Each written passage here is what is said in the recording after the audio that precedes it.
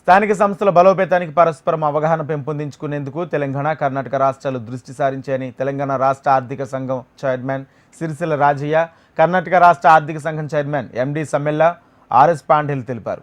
రాష్ట్రంలో స్థానిక సంస్థల పనితీరు పరిశీలనతో పాటు స్థానిక సంస్థల ఆర్థిక స్థితిగతులను పరిశీలించేందుకు కర్ణాటక ఆర్థిక సంఘం చైర్మన్ నారాయణస్వామి, సభ్యులు ఎండి సమ్మెల్ల, ఆర్ఎస్ పాండే ఆధ్వర్యంలో ఆర్థిక సంఘం ప్రతినిధుల బృందం రాష్ట్రంలో పర్యటించింది.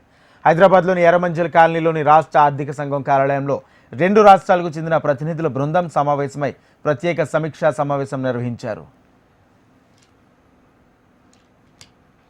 రాష్ట్ర ఆర్థిక సంఘం చైర్మన్ సిరిసిల్ల రాజయ్య, సభ్యులు సంఖ్యపల్లి సుధీర్ రెడ్డి, మాలోతు నెహ్రూ నాయక్, ఎం రమేష్లతో పాటు రాష్ట్ర ఆర్థిక సంఘం సభ్య కార్యదర్శి స్మితా సబర్వాల్ పాల్గొన్నారు. కర్ణాటకలో స్థానిక సంస్థల పనితీరును వివరించడంతో పాటు ఆర్థిక పరిపుష్టికి ఆ రాష్ట్రంలో తీసుకున్న నిర్ణయాలు కర్ణాటక ఆర్థిక సంఘం చైర్మన్ వివరించారు.